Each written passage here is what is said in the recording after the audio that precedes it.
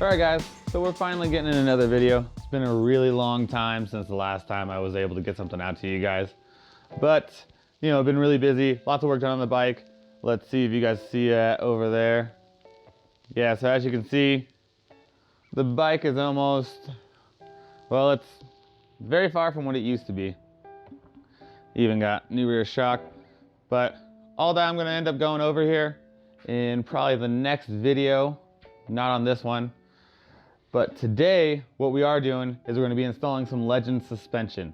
So we're gonna be doing the front cartridges, the Axeo43. One of the big reasons why I wanted to do this one on video and why I was making sure that I got this one together is because there's nothing out there about these inverted forks and how to put in these cartridges. So I really wanted to make sure that you guys had something to kind of go off of, something that I wish I had when I was installing these. So let me go ahead and show you guys these guys right here. They are definitely some quality pieces. I was lucky enough to get them at a great used price, so didn't pay very much for them. The downside is that, you know, I didn't have everything in the kit, so there's a couple things I got to get, like fork oil, since obviously the original purchaser had used those. But these guys have a lifetime warranty, and they are amazing. Basically, getting just about anything rather than those stock, than what's in their stock is going to be a huge improvement. Legends are pretty much one of the few ones out there. There's not a whole lot out for these inverted forks. Legends, GP suspension, I think Olin's got theirs. I know that RWD's coming out with one, but there's not a whole lot out there as of right now. So anyway, I'm gonna be installing these. Since I have some aftermarket parts on the bike, I'm gonna be taking off. I'm gonna be doing them over here in the vise, in the stock triple trees. I have some very not stock triple trees on my bike, but for the purpose of being able to show you guys everything in a more open environment and also being able to just do in the stock trees, so I can kind of be able to tell you guys the bolt sizes and everything, just to be a little bit more informative, then we're gonna do it over here. All right, so we're gonna go ahead and start with the teardown. All right, so you're gonna start by taking off your wheel, fender, brake calipers. Yeah, I would just take all that off. It's just gonna make it easier to get to all this stuff. Plus you're gonna end up taking the forks out of your triple trees later on to dump your oil and dump out everything in there. So you're gonna wanna just kind of strip this all down. One of the tools you're gonna need that you might not have is a 3/4 inch or 19 millimeter Allen head. They're not really common in your toolbox. So possibly before you start this, if you're looking at it and you're not sure what's in your toolbox, check if you got this, or you can get it at Home Depot or just about most parts stores. Just go ahead and go check it. All right, we're gonna start stripping this guy down, and then we're gonna go ahead and bring it over to the vise, and we'll start over there. What the fuck are my Allens?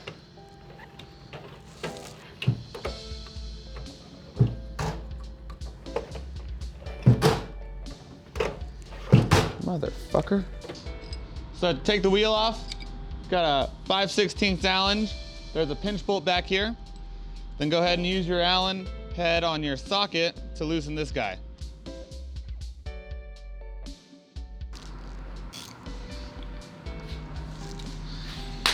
After you got that out, go ahead and take off your brake calipers. These are gonna be 10 millimeter and they're gonna be the 12-point socket. So you can't just use your regular 6-point.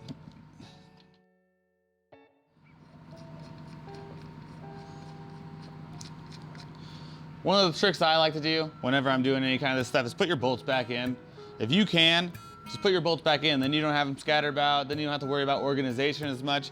It's so much easier when you go grab the part and you're looking at it, you're like, well, there's my bolts. I don't have to go look for them. No questions, as if, you know, if you put them away right, just makes it easier on you.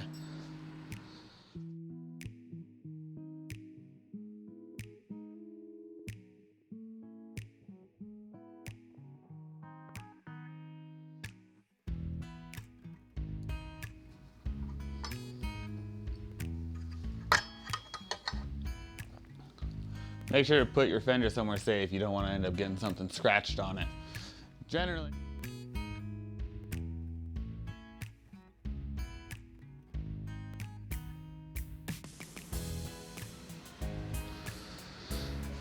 So on your fork cap, you're gonna also use the same Allen head that you were using on your axle.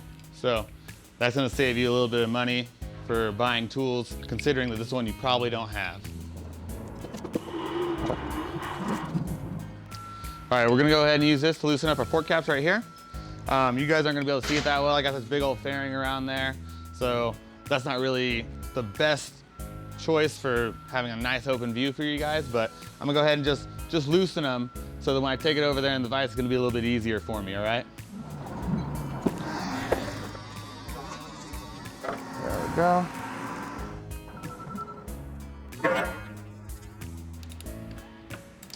Yeah, you wanna hold one hand on your handlebar and kind of use that, and then make sure to be careful of your tank.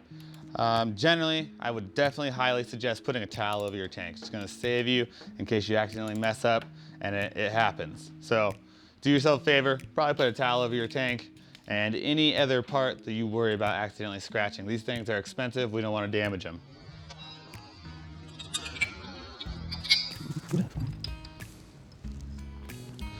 All right, so now I'm gonna go ahead and loosen my triple trees and I'm gonna pull this thing out, I'm gonna pull these forks out and take them over there. On my triple trees, I have a different size pinch bolt. You guys have a T47.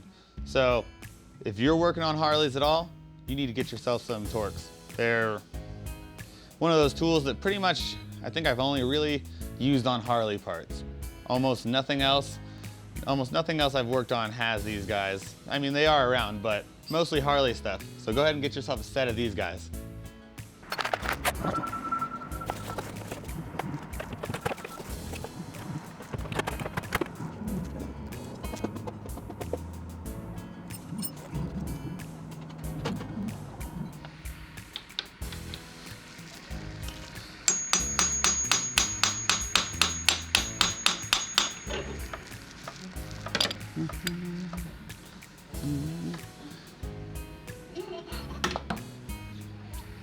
I was having a little bit of trouble with that guy, so I kind of just put the socket in there so I didn't want to damage the fork cap, and just tapped it a little bit on it just to kind of bring it down. You're not wailing on it, just tapping.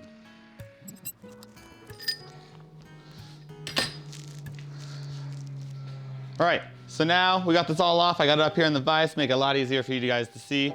We're gonna be taking these guys off. They're under spring pressure, be very careful. Also, the next thing we're gonna do is there's a 6mm Allen head under here. We're gonna go ahead and take that out. It'd be really good if you guys had an impact wrench to do it. It's gonna make it a lot easier. You're gonna wanna hold it, either hold it there, or I'm probably gonna stick a screwdriver right in my caliper, the little caliper bolts, and that should be able to hold it in place enough. Now, you don't wanna torque it crazy. I mean, this is aluminum, but have something that fits pretty good and you should be able to just hit it with an impact.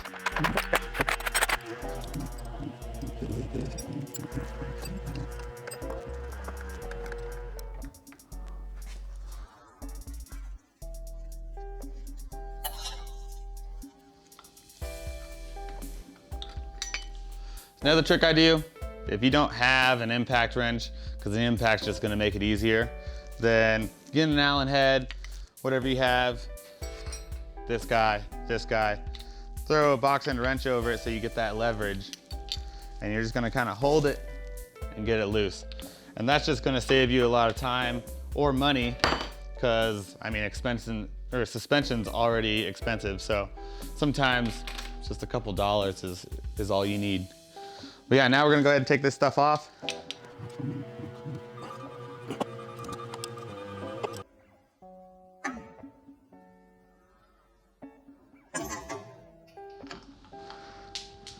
Ooh.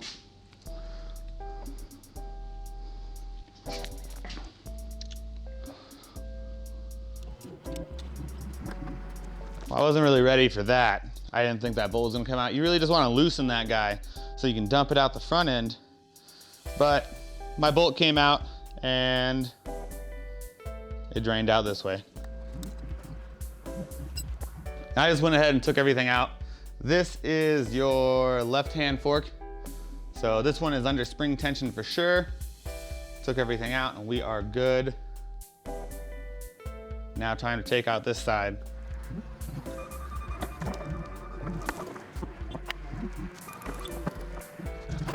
This fork leg is not under spring tension, so you're gonna have to pull this one out to get it out.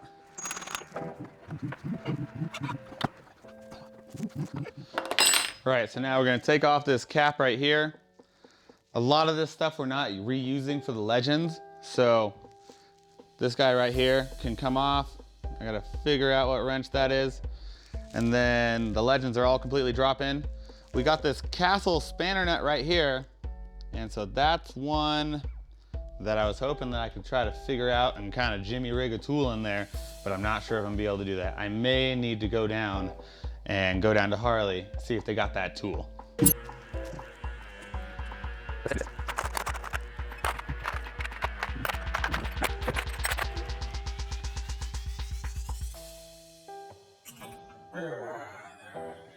Fucking A.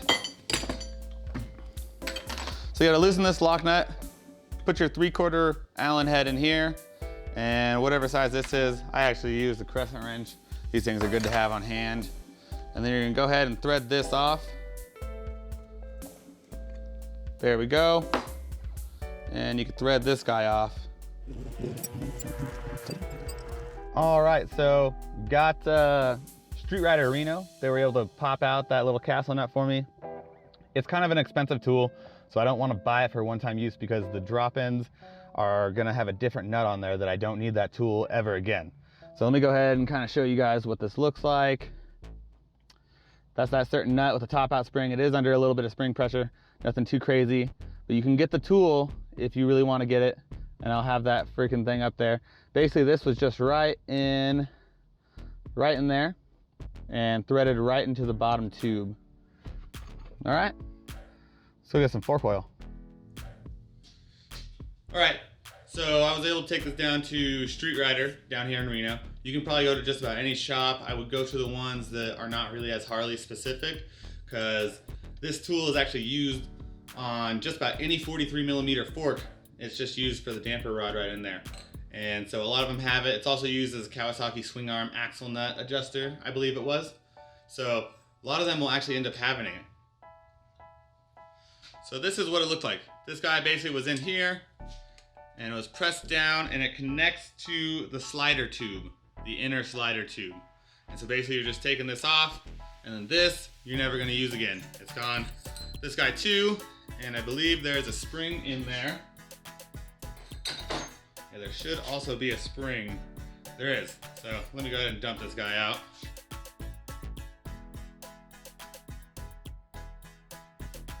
So this side is disassembled, ready for the drop-in to go into it. Now we're gonna be doing this side. Make sure everything comes out.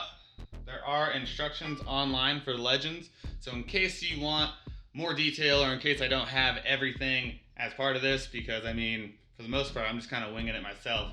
And you can get more detailed information from that. Along with, if you have a service manual, that's another good thing to have. You can get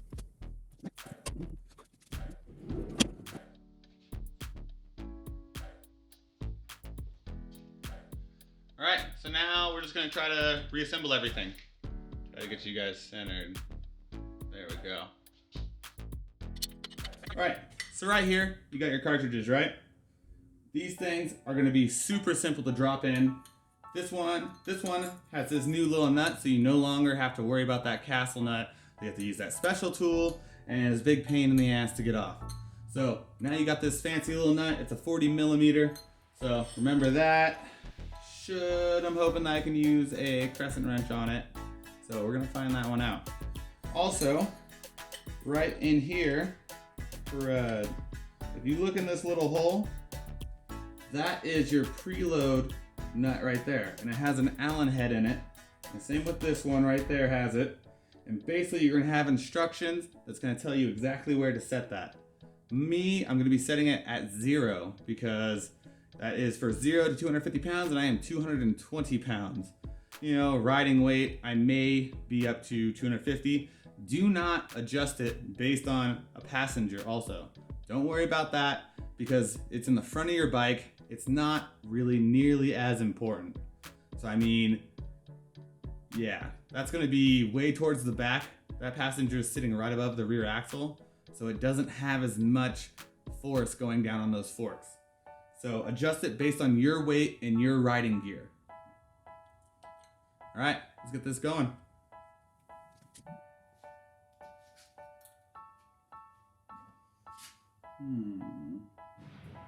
All right, so I'm adjusting this guy.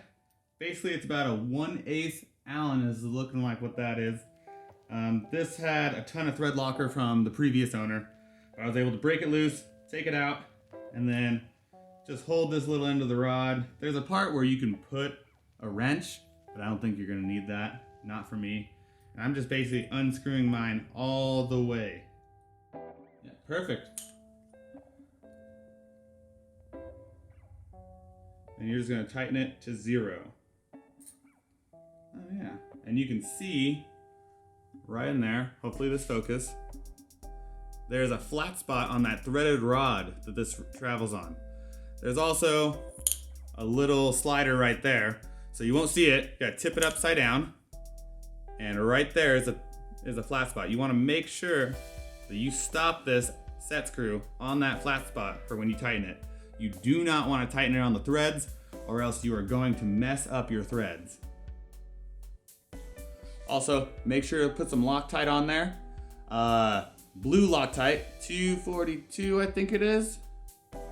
Anyway, get the blue Loctite and only put about a drop or 2 on there. You don't need much, just 1 drop probably 1 drop. Go with 1 drop.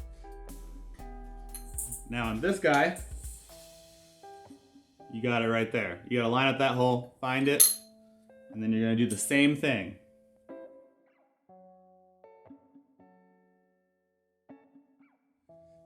All right, just to show you guys why you don't use some gnarly thread locker, because the previous owner had to have. Let's see if I can show you this. This was me trying to loosen that. That thing is twisted in a circle. Let me...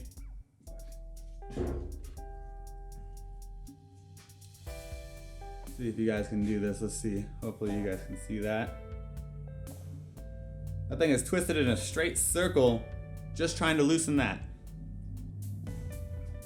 Luckily I had an extra one and was able to loosen it.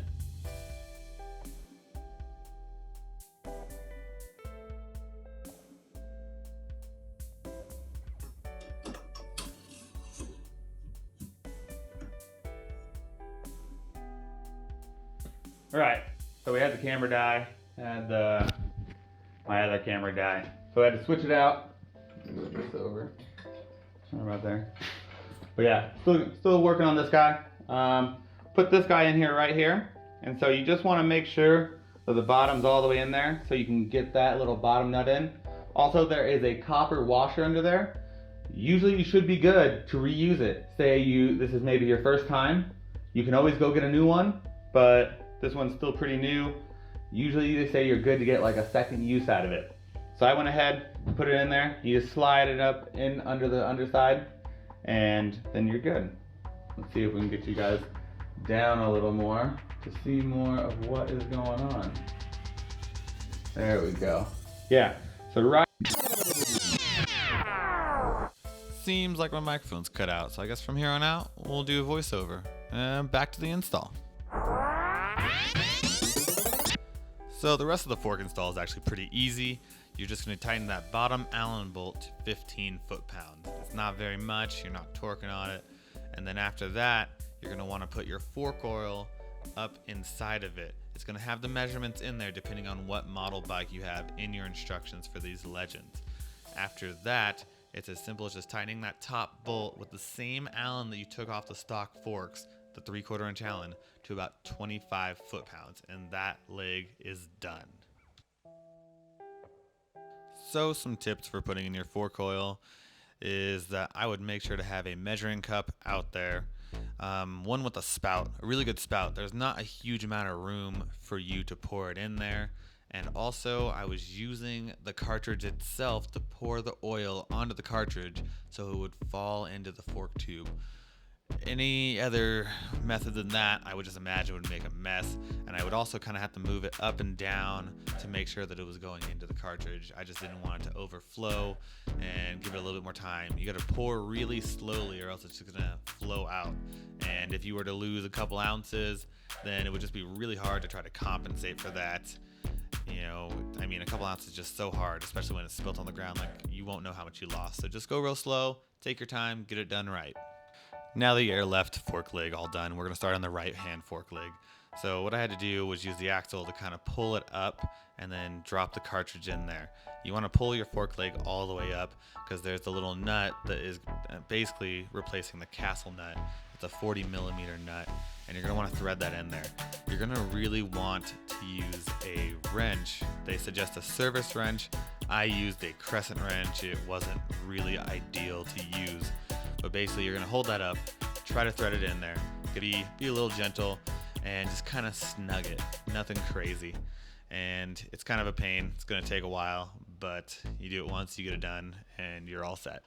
So now I've begun to do the fork oil on the right leg. And I did the same method as before. I just kind of lifted it up and poured really slowly and let it just drain over the cartridge. And just going up and down, just go really slow and be careful. This is a good time to let you guys know also that I did go with a 15 weight fork oil rather than the 20 weight recommended that they come.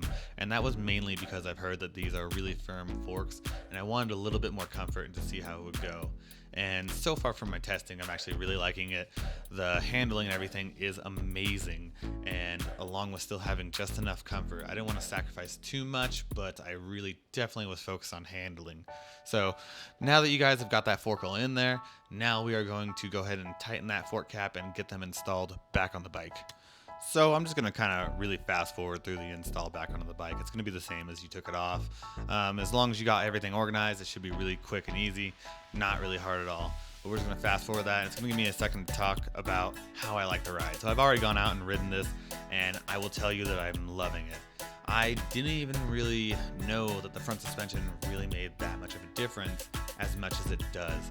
But I've found myself easily taking corners faster, feeling way more comfortable, and that is a huge thing for me, is just feeling comfortable in my corners.